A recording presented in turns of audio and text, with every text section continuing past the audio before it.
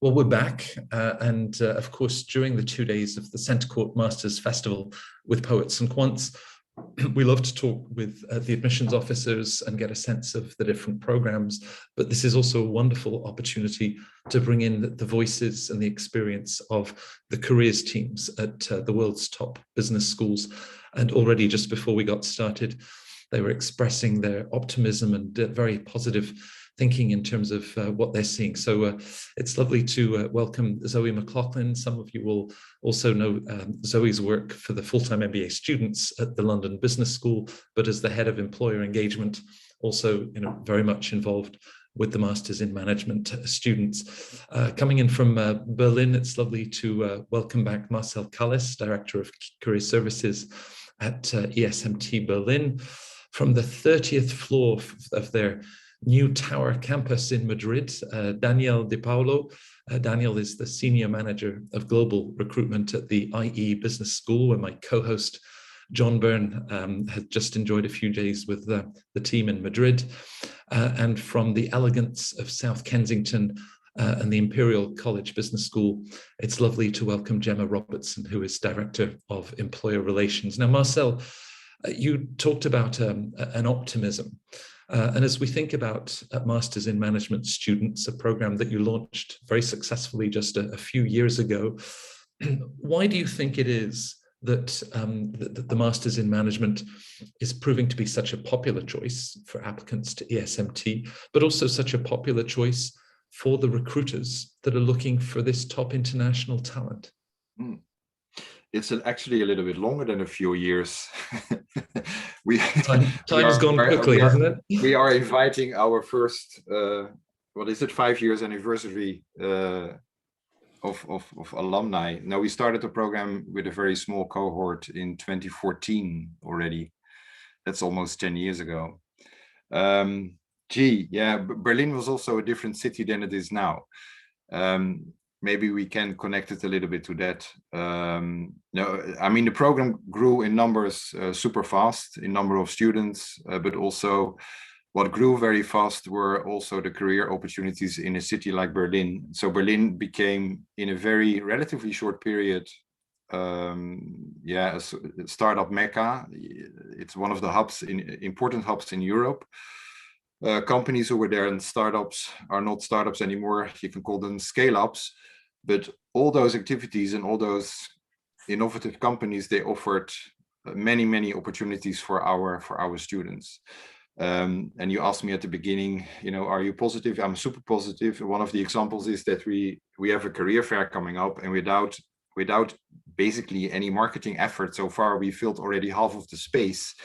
We advertised it, and companies are knocking on the door to join. And of course, we will make a little bit more effort to have more companies, but half of the target is already achieved without relatively a little effort. So that all helped, right, in attracting candidates for our program.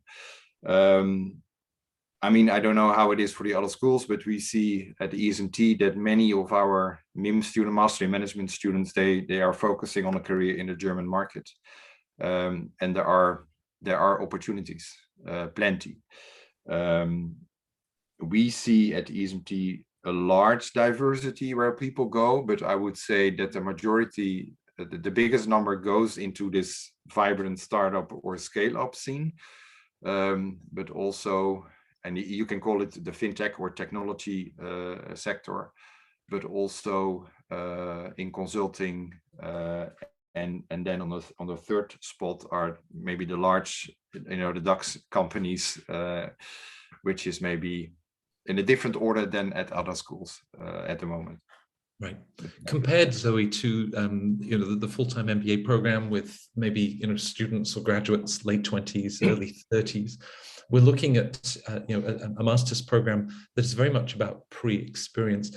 Now, the 22, 23-year-olds, they haven't got everything worked out already at this stage, have you? I mean, it's this opportunity to, I guess, explore some of the different industries, some of the different sectors that Marcel was mentioning, whether from entrepreneurship through consulting or big industry. Yeah, sure. I mean, I would say there's kind of there's two factors that bear on students that choose to do Master in Management. There's the kind of the within factor of, you know, they've graduated perhaps with a non-business degree, or perhaps, you know, they're sort of seeking some inspiration, and so they want to do the Master Management program early in their career so that they get that confidence, they get that exposure to business, they get that experiential learning to help them understand what they want to do with their career and help them kind of get off on the best foot. And then I think there's the without factor, which is the market and how having a Master in Management, I mean, as Marcel was saying, I mean, we can't, you know, employers love our Master in Management students, much more so, I think, than the MBA, sadly, sometimes. Just because, Anish, don't show this on the MBA sessions, just because they've differentiated themselves, they have that extra polish that perhaps the grads coming out of an undergraduate program don't have, because they may have a few internships under their belt, and they've had that ability to learn. And I think with all of our schools, they're not just learning with other master's students, they have access to the MBAs and the leadership students and the broader ecosystem of our sort of institutions, which means they're really coming out with fantastic networks as well. So to me, they are just, you know, a Master Management student is just, why wouldn't someone want to hire them? They have their fantastic undergraduate degree, but then they have that extra layer of polish, that extra layer of learning, that fantastic network. You know, brilliant program. Right. At a school like IE Business School, this is true, of course, of so many of the top programs, Danielle. You know, there's a wide sort of array of choices. You could really specialize in a particular field, finance, marketing, or others, versus the Masters in Management. Are you seeing those same sort of attractive qualities and recruiters saying, you know, we just love hiring at this early stage of the career for the energy, the ideas, the engagement that they bring? Yes, of course, we have seen that, and I really agree with my colleagues, with Marcelo, with Zoe. Most of the companies are looking for fresh students, for fresh people, and the people that are coming to IE are just people with just an internship or just 1 year of experience. So they have tried already something, okay, that they didn't like it, or that they would like to specialize more. And this is why they're coming to the Master in Management. They have some different specializations, could be in marketing.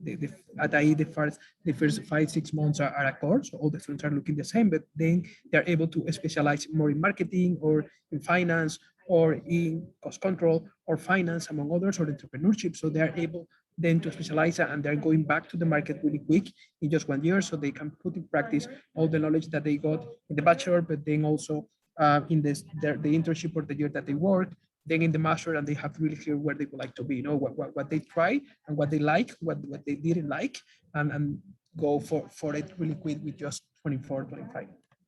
Right. Is your work, Gemma, with the rest of the team at Imperial, you know, very different when you're working with, you know, someone coming out of the Masters in Biz Analytics or, you know, climate change versus the Masters in Management, which is nevertheless, you know, keeping things far more open. There are the opportunities to specialize or take electives. Does it really then change the sort of work and the guidance you're providing depending on something very specialized versus something more generalized?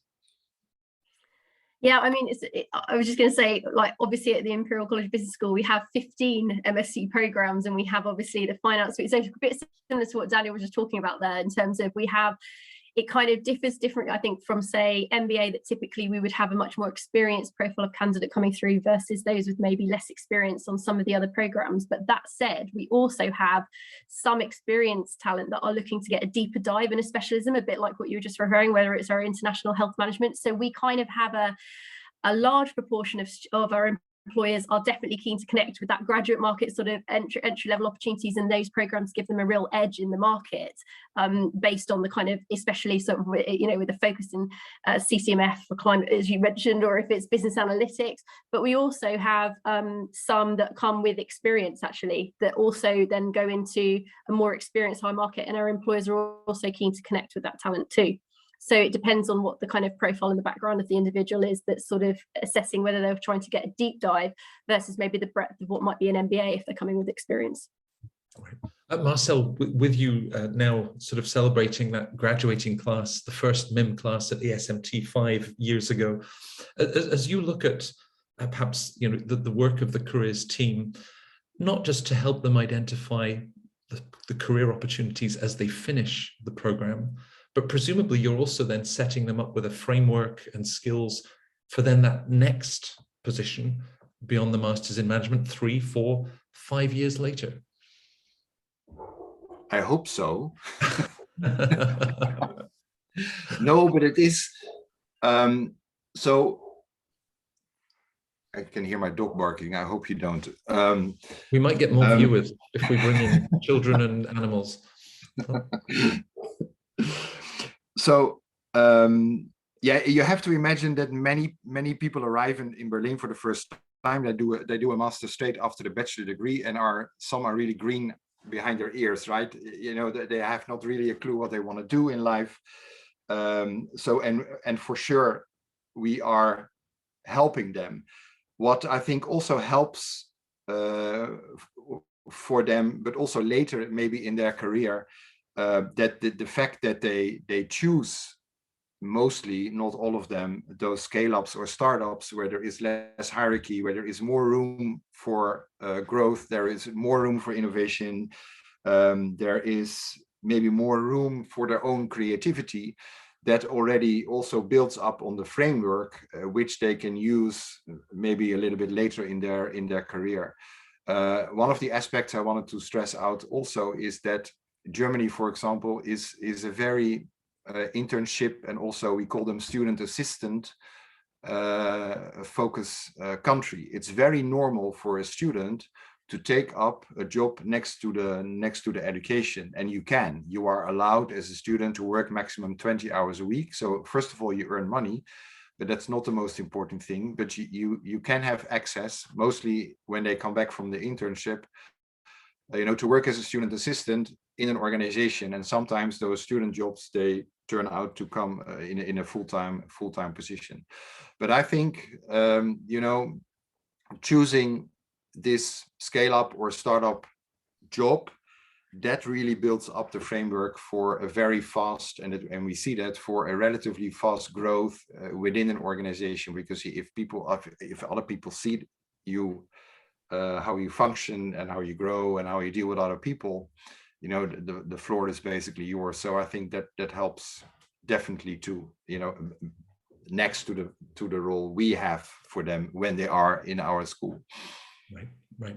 Zoe, if students are joining you after, you know, sometimes straight out of university, sometimes perhaps a year up to 2 years after they've completed their undergrad, they may have studied art history. They could have done computer science or engineering. I mean, there's a wonderful eclectic academic mix.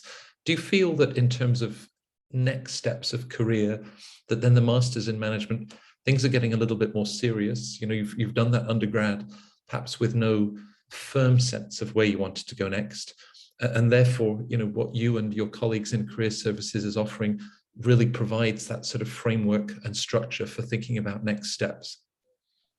Absolutely, and I think this is where we as careers professionals work in tandem with the academic offering, because obviously each of our programs has a core offering covering sort of the business fundamentals, depending on how specialised the masters might be. We also have a specialist finance masters and a specialist analytics masters, but there are still core business fundamentals which enable students to kind of get a glimpse at different functions within a business in a way, to see if that's something that inspires or interests them. And obviously we within careers, we run an Exploring In series where we take students through different career options.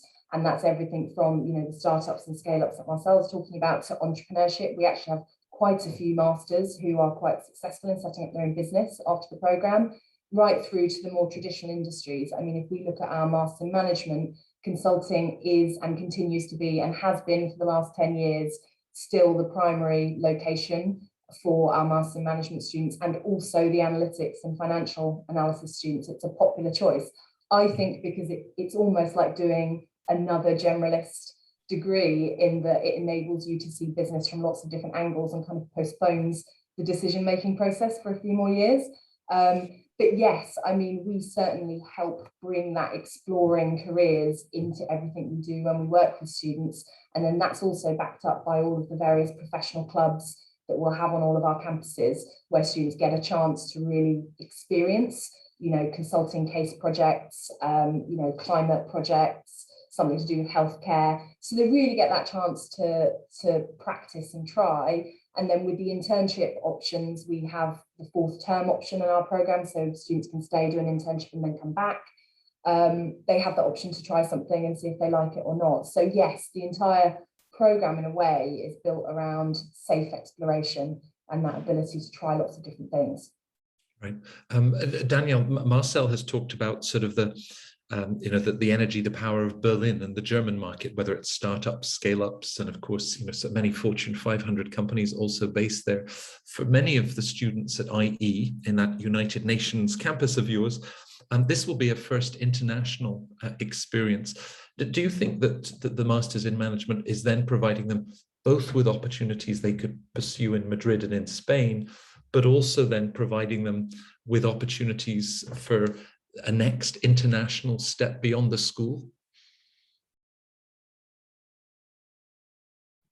Yes, of course. And actually, we have more than 60 nationalities in our Master in Management. So for us, it is important to offer or to provide, career opportunities to our students, not just in Madrid, in Spain, also worldwide. No? So we really close our talent and careers department work really well.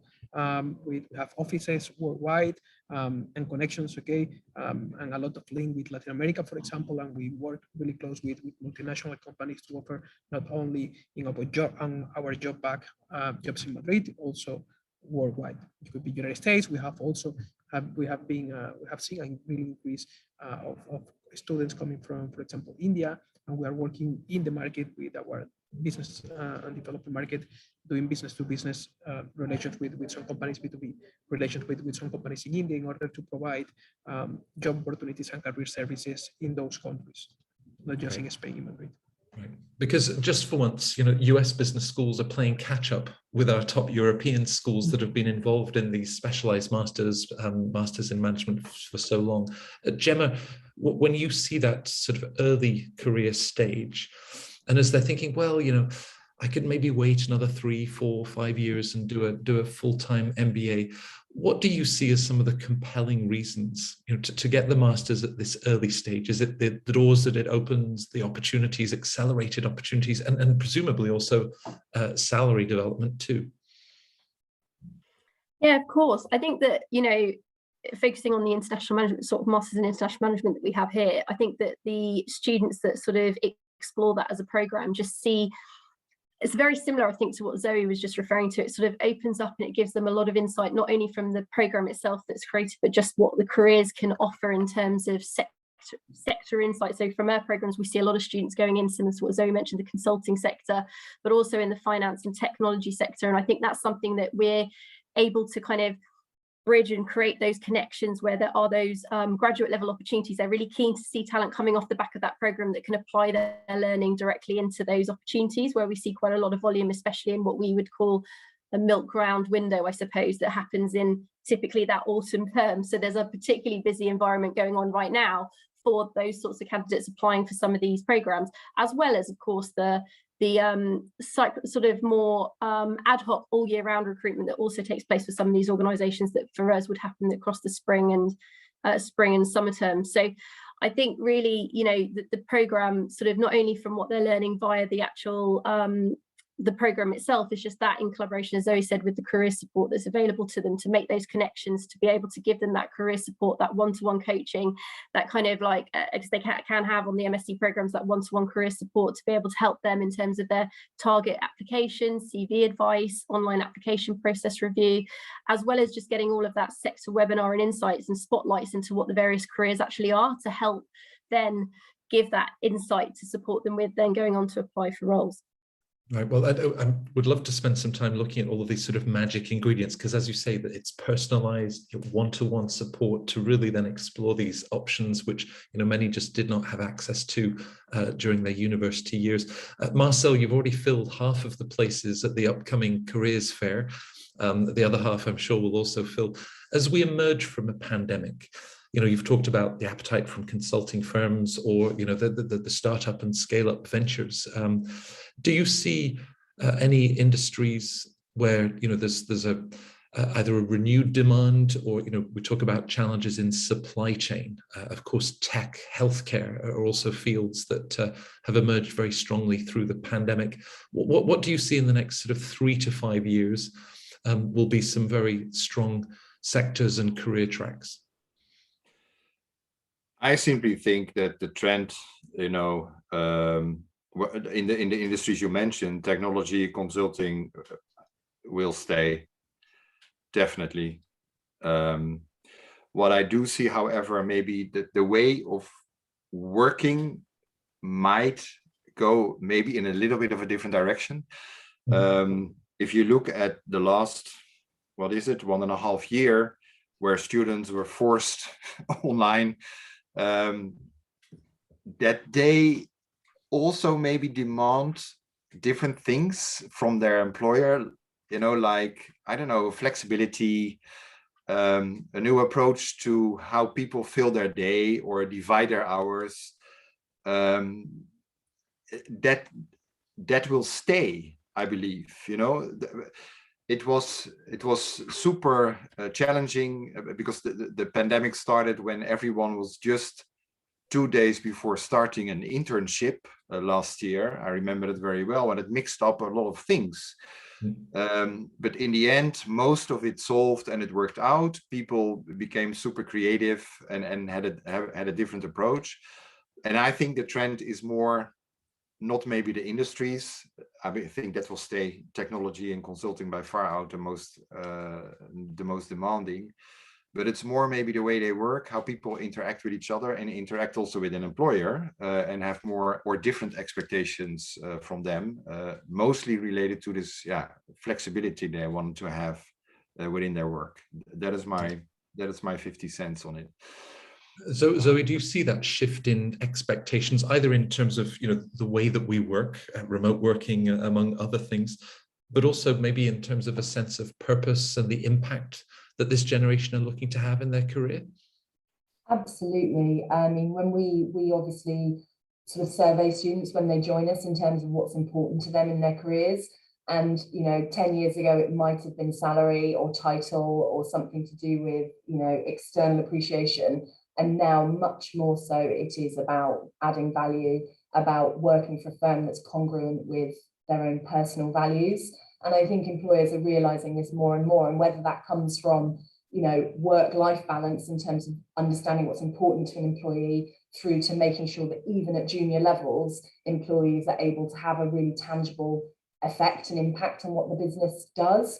So yes, I think it's only getting better in terms of even more traditional employers having a much stronger emphasis on what they value and what they value in their employees, and how they can help their employees bring that value to work. And I think that is super important.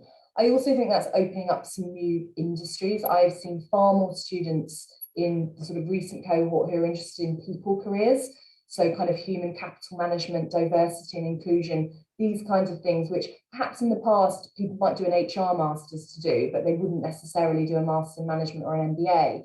But increasingly, I'm seeing more and more students with a real interest in that kind of employee engagement sort of field.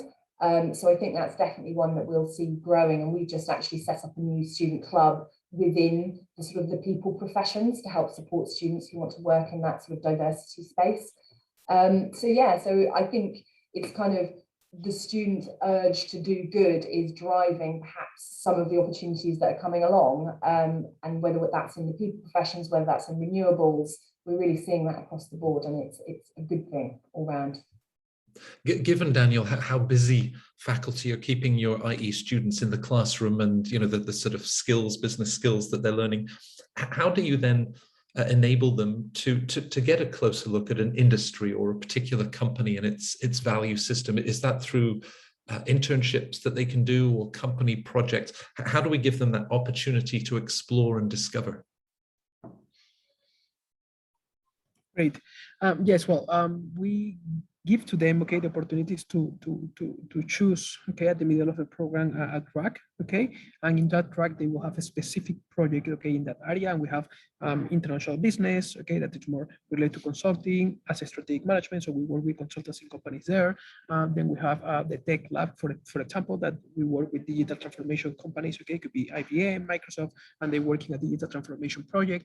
We have opened a new one that, as we were talking more about the new opportunities or the new career that we are seeing, more related to sustainability, because we see a lot of students that they would like to have, as Zoe and Marcel said, an impact, okay, in what they do. And most of the companies are investing in green energy, in sustainability, among others. No, they to have a huge impact, okay, in the environment that where we live. Okay, and then also we have the track of entrepreneurship, where they are able to start working on a startup ecosystem, and actually they have to build a pitch, and we bring investors, and they will be able to make that pitch. So it is at the middle of the program where they are able to choose a track, okay, and then have a specific project with that industry or that sector. No, but here we are talking about industry. So if we talk about digital transformation, we are talking about digital transformation, but not about sector. So we are not talking about healthcare, automotive, among others. After the program, or during the program, we also sit with them, okay, from the talent and career departments, and we try to see what are the motivations and what they would like to what sector they would like to reach more, no more than one to another one. No? Right. So with all of those different opportunities, Gemma, if someone sits down and says, I'm interested in human capital management, or I want to join the dots of big data, how does it actually work? I mean, you've talked about sort of one-on-one coaching and mentoring, all of these different opportunities. Where do you start, just to get that sense of perhaps their ideas and expectations, and how that might match some of their skill sets and the career orientation that might work really well for them? Yeah. No, it's interesting. The way that we're set up within Imperial College Business School is that we are established in sector-specific teams. So we have sector experts that are there to actually deliver very relevant and sort of up-to-date webinars and content to kind of, I guess, give insights of what's going on into the market for sectors of interest. And then that aligns to the wider strategy that links to career clubs and societies. And then, of course, within that, we might have specific roles or in areas of interest, for example, that maybe we would obviously highlight through spotlight series of particular divisions that will come in, and obviously dependent on that sector interest, how they can learn more, hearing directly from industry or recruiters that would want to share. So I think there's lots of different ways within the, I guess, Imperial College Business School infrastructure to sort of learn about and hear, not just either from employer-led activity. It could be through the consultancy based for the MSc programs, for example. They have the option sort of in their summer term, similar to what I think Zoe was talking about, where they can also complete a consultancy or research project or an internship. So there's opportunities to apply their interests sort of in that space, and obviously have the career support to help them with those, giving themselves the most competitive application. But I think, from how we sort of set ourselves up as a careers function is to try and make sure that we are giving that knowledge and insight. And we, in order to know actually what our students are interested in, we also kind of go out with an aspiration survey at the beginning of the year to really understand what it is that our students are interested in, so that we can use that data to help embed, in terms of the sector provision and support that we're offering, so that we can really focus on those insights and spotlights on specific job roles within then the wider context of sector as well. Right, and perhaps between those questionnaires and where they end up. I mean, Marcel, you've had a very distinguished career at ESMT and work, with MIM students, MBA students. So, this young student comes up and says, Mr. Callis, I want to become the CEO of Daimler-Benz or SAP or another, global company. How do you then like to sort of scratch the surface to find out what maybe some of the underlying motivators are for that individual? Oh, gee, I would say go for it. Go for it. No, no, I was, when Gemma was talking, I was thinking about the fact there is a sort of an ideal cycle where you would like people to go through, and there is a reality, right? So the ideal business is that people come on campus, they start a program, and then we organize in our school a sort of a career boot camp, and you emphasize on networking, you emphasize on exploring opportunities, and talking to people and learning about industries. You connect them with alumni. We actually, after this panel, we have an alumni panel for the MIM students who just started, and it's everyone working in the energy sector. So we have a range of activities from alumni working in different sector to give all that information to the students so they can explore and adapt and think about it. And then you would decide for a certain industry, and then you start networking, you start looking for those positions. We all know that it doesn't work that way, right? For some it does, and then they really go into the field of their interest. But I would say that many people, of course, they don't know exactly at the beginning of the program what they want to do. And then you have those, one-on-ones where you really encourage people to try out, to find out what is their motivation, what motivates you. Is it the parents at home, they want you to become the CEO of Daimler, or do you want it yourself? And there is, I think there is a lot in that. And basically, and I think we all do that. I'm always encouraging people, go where your heart goes. What do you really like to do? What is it that wakes you up in the morning and gets you out of bed? And if you can do something like that, then you already have 50%, I think, of your career start. And I would say that happens by most of the people. I'm definitely sure that it happens by most of the people in that way. But also many people, they end up straight in an internship on a job, or they never dreamt about, or they didn't even know that a company existed, right? That is the fun of doing those master programs at all those schools everywhere. There are so many opportunities, and there is such a big network where people can profit from, which guides you maybe into a direction which suits you. I think that's the most, and makes you happy. I think right. That's the most important part. Yeah. Well, you mentioned happiness. You mentioned using your heart as well as your head. Maybe we should have a special panel for parents at the Masters Festival with their expectations for their kids.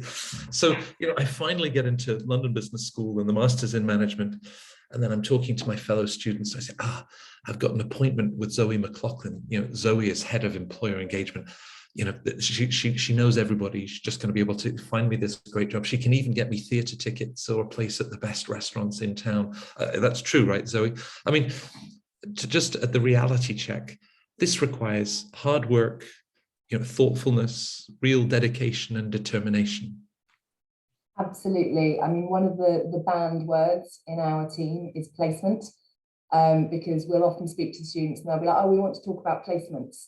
And we are not a placement service. We are working with young professionals who are going to pursue their own careers. What we are there to do in Career Centre is to give them the tools, the inspiration, the network, the one-to-one support, that customised support to help every step of the way. But fundamentally, students are securing these opportunities themselves. And to talk to Marcel's point, a placement is not going to make anybody happy. If we pick students up and place them where we think they should be, they need to follow their own hearts, and that obviously therefore means using their own energy to get there. What I will say though is, what a supportive environment to do it in. It's very rare that you're going to be making a career switch in your life where you have an entire careers team behind you, you have an entire network of peers who are doing, trying to do the same thing for themselves. I mean, it's a very supportive environment, but it is still very much an independent one. And actually, I was reflecting when Marcel was talking, I think the serendipity of the master's program is a gift in terms of students find out about things they didn't know about, and something might just come out of nowhere. But we also have to help students stay away from what we call herd mentality, because we definitely see, especially students who come in with not a great deal of direction, getting sucked into the slipstream of perhaps what other students are doing. And that's where we in Careers would perhaps intercede slightly to just try and bring those students back to the fundamentals of is that really what you want to do? Because yes, there's parent expectation, but there's also everyone else in the class seems to be interviewing with consulting firm X. What am I doing wrong that I wasn't pursuing that? So I think there is, there's a lot of responsibility on the student, but that is what will ultimately lead them into the career that they want and that they've chosen. Right. And in addition to classmates, Daniel, you also have this extraordinary resource of alumni that themselves are, spread around the world in so many different industries and positions. How do you then engage with alumni, perhaps even, during the last 18 months of a pandemic, given the sort of support at the doors that they can also help to open? Of course, Matt. Well, as I told you, we have more than 30 offices, okay? So we present us, okay, in most of the countries of Latin America. In the United States, we have 3 offices, and then Europe in most of the countries, and then also in Middle East and Africa, so, and Asia. So even when we were closed for 5-6 months and we had the travel restriction, most of the office were able not to bring our alumni and do some lunches, some dinners, okay, and also try to invite people interested in our programs, could be the master management there, no? And when we talk about alumni, we have more than 60,000 alumni, and are not just master management, and we try to blend them, okay, through different events, okay? So someone that is doing an executive MBA that hold that really good position in a multinational company in the United States, that person will be able to meet, okay, to the people interested in the master management or just that have ended the master management, no, if they share the same, I don't know, motivations, or if they share the same motivation related to a sector or to an area, no. So we work really close with them, trying to do events, as I say, lunches, dinners, and then blend it with new students from different masters, among others. So once you are an alumni of IE, you are an alumni of IE Business School, more than just a master management alumni or executive MBA alumni. Right. I mean, you talk about a bigger institution, Gemma, the business school is part of Imperial College, and from science, life sciences, medicine, there's everything going on at Imperial. But when you talk with recruiters, does that also then impact on their perspectives? What do they really appreciate about Imperial students? They've invested in themselves. Are there certain qualities that often emerge that they describe to you?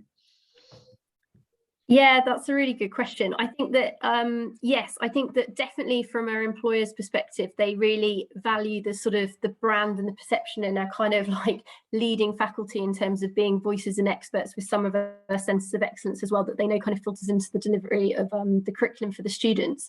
But I think in truth, the main thing that we sort of get from feedback from employers is just around the strength of our talent, is also that our alumni are such a brilliant example, and being able to demonstrate the positive impact that they have within their organizations. And just going back to that other point of alumni obviously also typically would love to give back to the colleges and the environments that they were from, in terms of trying to sort of build and continue that ambassador representation within organizations, which is really positive.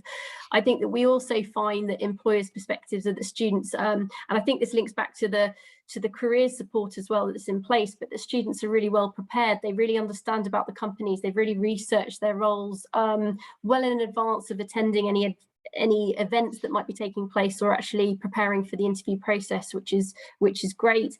And I think just touching on really bringing, in terms of the things that we hear from industry around the sorts of skills that they really value, is that entrepreneurship, sort of that strategic use of data and commercial awareness and digital focus, I suppose, really within a tech-driven world, and that sustainable business thinking that they can really see as applied directly into their organizations are really positive. And being part of the wider Imperial University and coming from a very STEM-based sort of institution with brilliant research centers of excellence, we sort of, I guess that combination sort of sits really well in terms of what we hear from employers in terms of where they're keen to kind of connect with their talent. Right. So what our viewers don't realize on Zoom, Marcel, you're very tall. So let's place you in a student fair, or just lots of early career individuals thinking, should I continue on the career track? I actually have a job position right now, or this idea of returning to business school. What would you give them in terms of your insight and advice in terms of making that investment in themselves and how it will continue to pay back, not just in their careers, but also perhaps in terms of their own personal journey and development. So I have to pretend I'm at a job fair or what? Yeah, or so the thing, well, Mr. Callis, I'm thinking about business school, but I already have a job, so I could stay on that track, just, to help them to understand, they're making this investment in themselves and how it will reward them on many, many levels. Yeah, man, where to start? It's such a great opportunity to become, and it relates a little bit what was said before, to become, let's say, a family member of a network organization. You can connect it to IE or Imperial or LBS or ESMT. It's such an amazing, I think, experience to become part of a network. It's also an opportunity to invest in something which will probably never come back, or you won't do that maybe as quickly again in a couple of years. If you are talking about investing in a master in management program, and that's also related to what companies are mainly looking for. They want people with a global perspective, and if you do it in another country, you will get it. You will probably become part of a super diverse group with so many cultures, with so many approaches, with so many characters you have to work with, and you are going to meet all those people for the rest of your life wherever you work, because the whole employment force is becoming diverse, so quickly, and that will never go away. You will get. We have that, at least in a program. We call it the social impact project. You have to work. It's an academic part in a small team. You have to organize yourself. You have to look for it, acquire it, but you need to do a project with a social impact for a social enterprise. And I've been at many presentations, and what those people do, what the students do, is amazing. And that's only because they are part of a certain curriculum at a certain school. You will never have that experience when you're just, when you work, when you go with the flow. You will never have that. And I think it's such a great value and adding value to people's lives. So if you can, then go for it. Yeah. So Zoe, as you think about some of the individuals that the Masters in Management has given you the chance to work with, and some of the unexpected outcomes, because they might say, well, I think everybody else has a plan, everybody else knows what they want, I don't know what I want yet, and they can almost talk themselves out, like a sort of an imposter syndrome. Do you sort of see those examples, and how you'd say, what, your ideas, your dreams are as legitimate as anybody else's?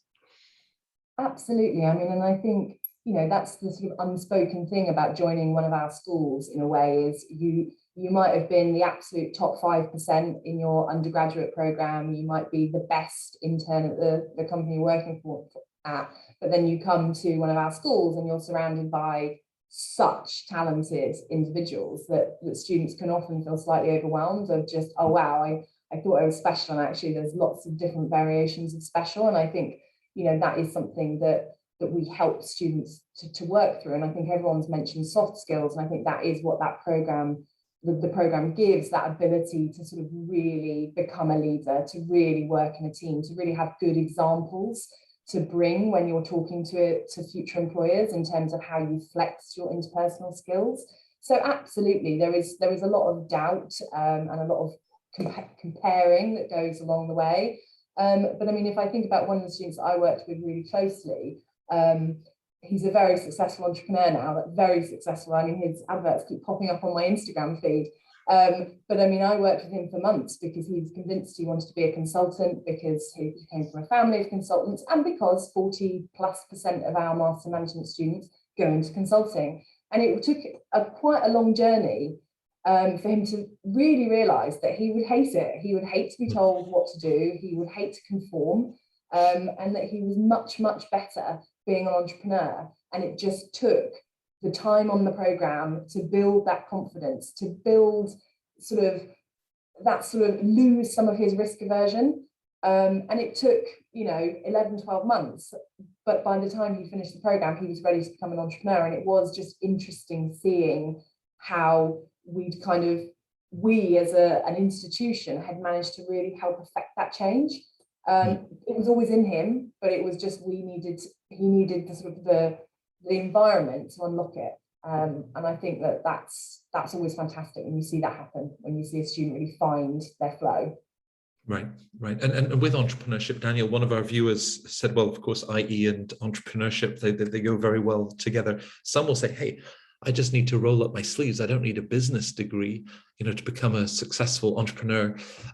How do you feel about that? And our viewer wanted to look at not just broader entrepreneurship, but even social entrepreneurship, and how IE will provide, the opportunities to be that much more successful in the startup venture that you might have. Well, we work with the students in the best them, no? Actually, we have a kind of highlight that is the next best you, no? And that apply for consultancy, but also for entrepreneurship. They will have a life experience here in Madrid doing the program, and specifically for entrepreneurship, they will evaluate the different parts of a startup, how to reach money, how to communicate to people or to investors, how to make a really good pitch, but also what are the problems that the environment, and the people is living right now, no? And to try to solve those problems. Usually when you are trying to leverage money, or when you would like to develop a company, or a startup, usually you have to tackle a problem, no?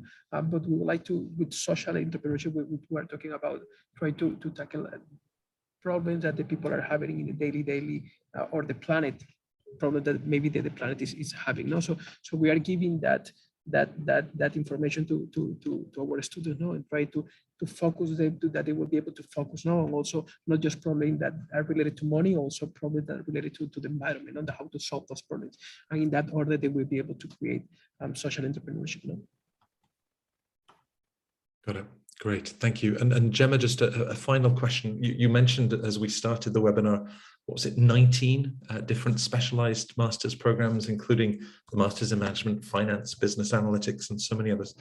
What would your advice be to any of our viewers, whether following us live today or watching this in the coming days and weeks, in terms of next steps, doing the research, reaching out to the school, and perhaps how they can think about some of those career outcomes to best align the sort of specialized masters that might be right for them?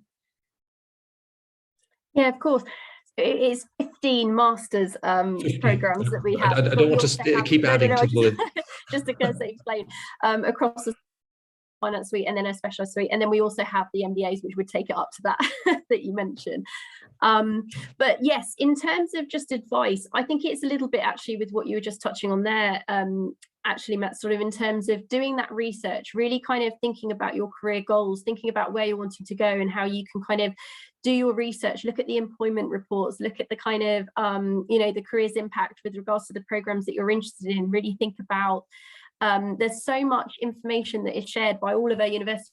But you want to think back to Imperial College Business School, there is the class profiles, for example, that highlights the careers, and it gives some examples of maybe how a particular program, because there are so many, in terms of how that might specifically help you when you're thinking about what is your career ambition, what are your career goals, and therefore which program do you feel is going to most likely align to being able to achieve that.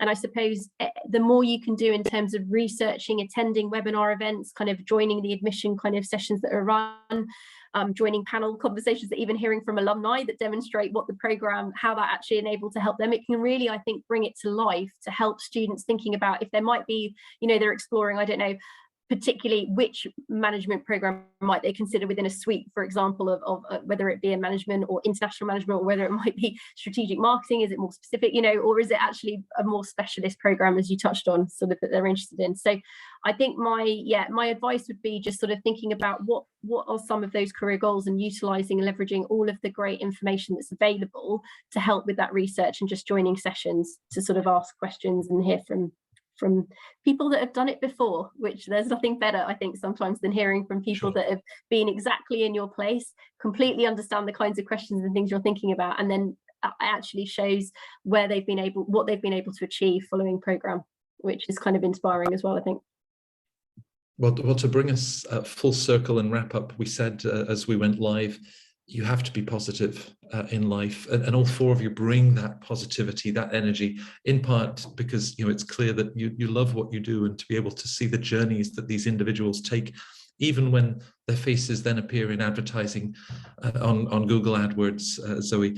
But Daniel, Marcel, Gemma and Zoe, thank you for sharing sort of the career perspectives, but just both this personal and professional journey that a specialized master's or the master's in management has to offer. I think it's wonderful for our viewers to be able to get a better sense of that. And we really, really appreciate you being with us.